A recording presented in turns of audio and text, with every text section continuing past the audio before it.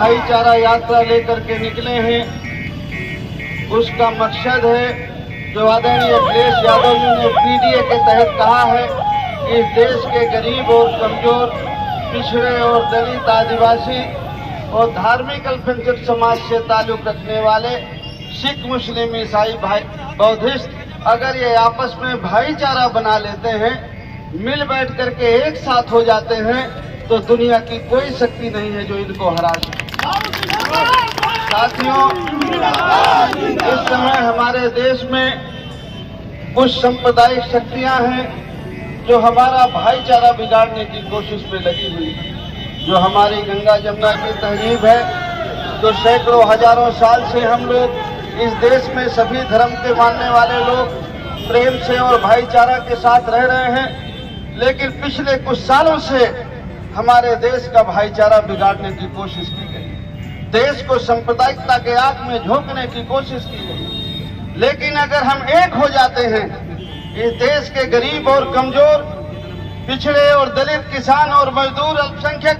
अगर हम एक साथ होकर के भाईचारा बना करके अपने वोट का एक जगह इस्तेमाल करें 27 में, तो हम आदरणीय अखिलेश यादव जी को मुख्यमंत्री बना सकते हैं और जन अधिकार पार्टी, समाजवादी पार्टी को भी मजबूत कर सकते हैं। आज हम आजादी के 75 साल बीत जाने के बाद भी बाबा साहब अम्बेडकर का लिखा हुआ संविधान 26 जनवरी 1950 को लागू हुआ, लेकिन जिन लोगों को सरकार बनाने का मौका हमने दिया,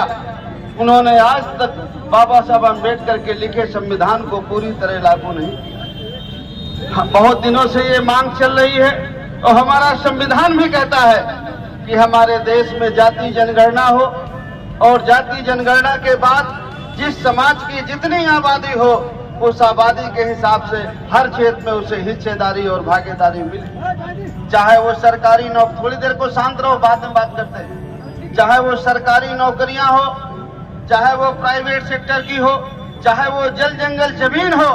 हर जगह आबादी के हिसाब से इस देश के गरीब और कमजोर को भी हिस्सेदारी और भागीदारी मिलना चाहिए। लेकिन ये जाति जनगणना कराएगा कौन? ये तो वही लोग कराते हैं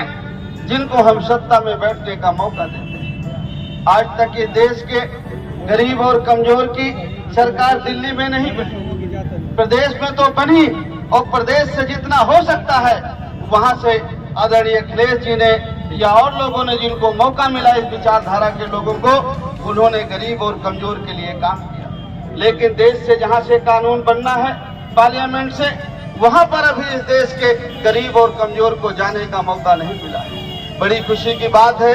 कि बलिया जनपद के लोग और आसपास के जिले के लोगों ने लोकसभा में तो समाजवादी पार्टी के प्रत्याशियों को जिताया, लेकिन विधानसभा में कुछ कमी रह गई।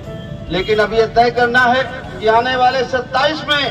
बलिया की एक एक सीट अपने प्रत्याशियों को जिता करके आपको भेजना है, ताकि सरकार बनाने में किसी तरह की कोई कसर न रहे।